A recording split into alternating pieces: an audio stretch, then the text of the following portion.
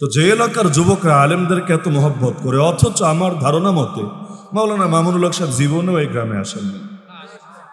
আসলেই তাহলে আসেন নাই কোনোদিন, হয়তো অনেকে এমন আছে কোনোদিন সরাসরি দেখেও নাই, হতে পারে অনেকে এমন থাকতে পারে কোনোদিন সামনাসামনি দেখেও নাই, তারপরও যেই মহাব্বত, ওই মহাব্বত, আরে যারা দেখেছেন তো দেখেছেন, আপনি দেখেছেন তো লাফান এখন, বাকি সবাই তো দেখে নাই, সবাই তো দেখে নাই। তো এখন অধিকাংশ না দেখেও যে মহাব্বত, এই মহাব্বত কার জন্য?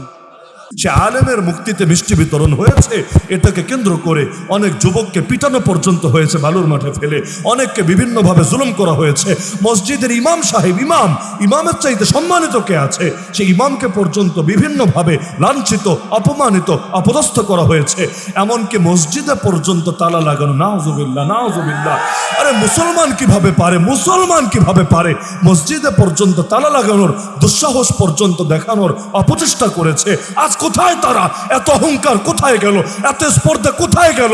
আরে দুনিয়ায় আল্লাহ সামান্য পাকড়াও করেছেন, এতেই সব তেল বের হয়ে গেল, এতেই সব জ্বলনি খতম হলো। অপেক্ষায় থাকো, হাসরের দিন মাজলুমরা যখন ধরবে প্রতিটা চরের জন্য, প্রতিটা গালির জন্য, তখন আসল বোঝাপড়া হবে ইনশাআল্লাহ। মসজিদে বসার পর এমন দুঃখজনক কারগুজারি শুনলাম, যেটা শুনে হৃদয়টা ফেটে চৌচির হয়ে গিয়েছে। একজন আলেম যিনি জেলে ছিলেন, এবং একসঙ্গে আমরা দীর্ঘকাল জেলে ছিলাম, আমি ছিলাম 1 বছর, তার জুলুম এত দীর্ঘ যে তিনটা বছর।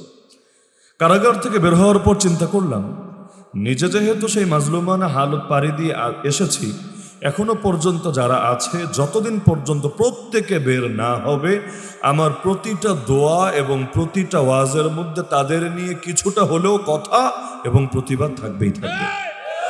এবং ওই সময় থেকে যারা আমার আলোচনা শোনেন, সে 2022-এ পহেলা রমজান বের হলাম কাশিমপুর থেকে, ওই সময় যারা আলোচনা শোনেন, জানার কথা, সেই জালেমের রক্তচক্ষুকে উপেক্ষা করে সেই মাজলুমদের নাম ধরে ধরে আমরা নিয়মিত প্রতিবাদ করে গিয়েছি, যাতে করে অতি দ্রুত তাদের মুক্তি মেলে।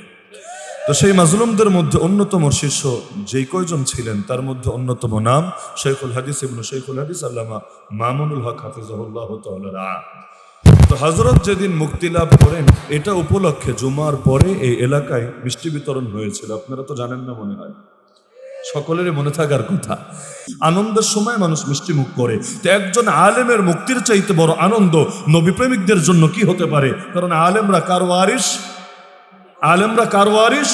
আমরা কোনো আলেমকে এজন্য ভালোবাসি না সে অমুকের বেটা অমুক, তার বাড়ি অমুক জায়গায়, তার এলাকা ওইটা, বরং এজন্য ভালোবাসি তিনি আল্লাহর প্রতিনিধিত্ব করেন, আল্লাহর রসুলের ওয়ারিসের ভূমিকা পালন করেন। না হলে 1500 বছর আগে মুহাম্মদুর রাসূলুল্লাহ সাল্লাল্লাহু আলাইহি ওয়াসাল্লাম আমাদেরকে এতিম করে তিনি চলে গেলেন রওজায়ে আতহারে।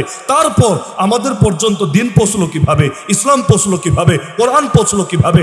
মসজিদে এত আজান হচ্ছে কিভাবে? আমরা এই বাংলাদেশে কোথায় মক্কা মদিনা, কোথায় বাংলাদেশ, এত দূরেও আমরা মুসলমান হলাম কিভাবে? যাদের অবদান সবচাইতে বেশি, তাদেরকেই তো উলামায়ে কেরাম বলে। 1757 থেকে আজ 2025 পর্যন্ত 1 সেকেন্ডের জন্য ইসলামী শাসন নাই এই বাংলায়, 1 সেকেন্ডের জন্য নাই। সে নবাব সিরাজউদ্দৌলার পতন হয়েছে প্রায় 350 বছর হতে চললো, এখনো পর্যন্ত ইসলামী শাসন না থাকার পরও এত মাদ্রাসা কিভাবে আছে, এত মসজিদ কিভাবে আছে? এমনকি এই দেশে যেই পরিমাণ ওয়াজ মাহফিল চলে, আমাকে দ্বিতীয় পারলে কোনো একটা দেশের নাম বলেন যেখানের অর্ধেক পরিমাণ অন্তত ওয়াজ মাহফিল চলে। পারবেন বলতে? এই যে এত আলহামদুলিল্লাহ 350 বছর ইসলামী শাসন নাই, তাও এত দাড়িওয়ালা, এত বোরকাওয়ালি, এত দিনদারির পরিবেশ, এমনকি বিশ্ব ইজতেমাটাও হয় আমাদের বুকের মাঝে, অন্য বড় বড় কোনো দেশে না। আমরা তো ছোট্ট একটা দেশ, কিন্তু বিশ্ব ইজতেমা মানে একত্রিত হওয়া, সারা দুনিয়ার দাওয়াতের মেহনতের লোকরাও একত্রিত হয় আমাদের জমিনের মাঝে। আলহামদুলিল্লাহ, আল্লাহ তাআলা এই যে পরিবেশটা দিয়েছেন, সবচাইতে বড় যাদের অবদান তাদেরকে তো উলামায়ে কেরাম বলে। আমার অবাক লেগেছে, সে আলেমের মুক্তিতে মিষ্টি বিতরণ হয়েছে, এটাকে কেন্দ্র করে অনেক যুবককে পিটানো পর্যন্ত হয়েছে বালুর মাঠে ফেলে, অনেককে বিভিন্নভাবে জুলুম করা হয়েছে। মসজিদের ইমাম সাহেব, ইমামের চাইতে সম্মানিত কে আছে? সেই ইমামকে পর্যন্ত বিভিন্নভাবে লাঞ্ছিত, অপমানিত, অপদস্থ করা হয়েছে। এমনকি মসজিদে পর্যন্ত তালা লাগানো, নাউজুবিল্লাহ। আরে মুসলমান কিভাবে পারে, মুসলমান কিভাবে পারে মসজিদে পর্যন্ত তালা লাগানোর দুঃসাহস পর্যন্ত দেখানোর অপচেষ্টা করেছে। আজ কোথায় তারা? এত অহংকার কোথায় গেল? এত স্পর্ধা কোথায় গেল? আরে দুনিয়ায় আল্লাহ সামান্য পাকড়াও করেছেন, এতেই সব তেল বের হয়ে গেল, এতেই সব জ্বলনি খতম হলো। অপেক্ষায় থাকো, হাসরের দিন মাজলুমরা যখন ধরবে প্রতিটা চরের জন্য, প্রতিটা গালির জন্য, তখন আসল বোঝাপড়া হবে ইনশাআল্লাহ। তো যে এলাকার যুবকরা আলেমদেরকে এত মহব্বত করে, অথচ আমার ধারণা মতে মাওলানা মামুনুল হক সাহেব জীবনেও এই গ্রামে আসেন না। আসলেই তাহলে আসেন নাই কোনোদিন, হয়তো অনেকে এমন আছে কোনোদিন সরাসরি দেখেও নাই, হতে পারে অনেকে এমন থাকতে পারে কোনোদিন সামনাসামনি দেখেও নাই, তারপরও যেই মহাব্বত, ওই মহাব্বত। আরে যারা দেখেছেন তো দেখেছেন, আপনি দেখেছেন তো লাফান এখন, বাকি সবাই তো দেখে নাই, সবাই তো দেখে নাই। তো এখন অধিকাংশ না দেখেও যে মহাব্বত, এই মহাব্বত কার জন্য? নাকি দুনিয়ায় পয়সাপাতি পাওয়ার ব্যাপার স্যাপার আছে, দুনিয়ায় মিষ্টি টিষ্টি খাওয়ার ব্যাপার স্যাপার আছে? এই মহাব্বত কার জন্য? হাদিসে কুদসিতে আছে কিয়ামতের দিন আল্লাহ নিজে ডাকবে, আইনাল মুতাহাব্বুনা বিজালালি, আমার ওই বান্দাগুলো কোথায় যারা একজনকে আরেকজন ভালোবাসতে একমাত্র আমার জন্য, রাজনীতির জন্য না, দলাদলির জন্য না, চাকরির জন্য না, ব্যবসার জন্য না, আত্মীয়তার জন্য না, বরং ভালোবাসতা কার জন্য? আল্লাহর জন্য। আরে বান্দারা কোথায় তোমরা? আল-ইয়াউমা উযিল্লুহুম ফি যিল্লি ইয়াওমা লা যিল্লা ইল্লা যিল্লি, আজ আমি তোমাদেরকে আমার আরশের ছায়ায় বিশেষ জায়গা দেব, যেই দিন আমার ছায়া ছাড়া আর কোনো ছায়া নাই। আর কি লাগে কপালে, আর কি লাগে কপালে? আল্লাহ যদি এই মহাব্বতকে কবুল করে, কিয়ামতের দিন আরশের নিচে ছায়ার ব্যবস্থা করে দেবে ইনশাআল্লাহ।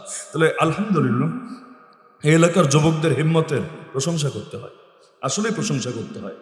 আমি মনে করি যুবকগুলোই যদি ঠিকভাবে দ্বীনের জন্য কাজে লেগে যায়, আগামীর বাংলাদেশে কালেমার পতাকা উঠতে বেশি সময় লাগবে না ইনশাআল্লাহ।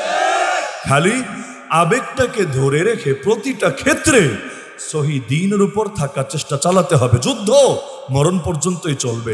শয়তান চাইবে আমাদেরকে হারিয়ে দিতে, নফস চাইবে আমাদেরকে পরাজিত করতে, এমনকি যতদিন শেষ নিঃশ্বাস ত্যাগ না হবে শেষ টাইম পর্যন্ত ইবলিস চাইবে কোনোভাবে নি বেঈমান বানায়া বিদায় করা যায় দুনিয়া থেকে।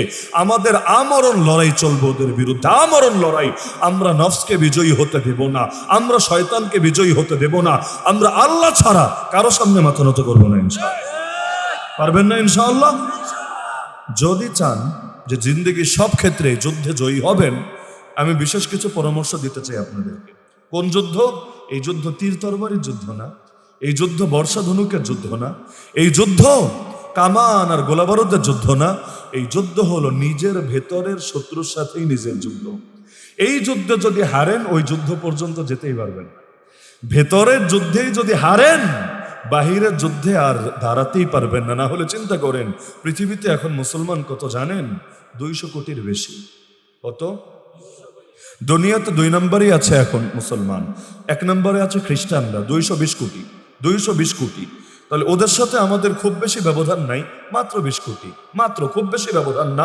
এবং পশ্চিমা গবেষকরাই বলছে মুসলমান যে হারে বাড়ছে, বাম্পার ফলন আলহামদুলিল্লাহ। আপনাদের ঘরেও তো তৈরি হচ্ছে না নতুন নতুন মুসলমান? তো যে হারে মুসলমান বাড়ছে, একদিকে মুসলমানের ঘরে মুসলমান হচ্ছে, আর একদিকে দাওয়াতের বরকতে অনেক অমুসলিমরা আলহামদুলিল্লাহ দলে দলে দলে দলে প্রতিদিন, এমন একটা দিনও নাই যেদিন পৃথিবীর কোনো না কোনো প্রান্তে কালেমা পড়ে মানুষ মুসলমান হচ্ছে না। তো যেভাবে বাড়ছে, আগামী কিছুকালের ভেতরে খ্রিস্টানদেরকেও পেছনে ফেলে সংখ্যায় সারা দুনিয়ায় মুসলমান সবার চাইতে এগিয়ে যাবে।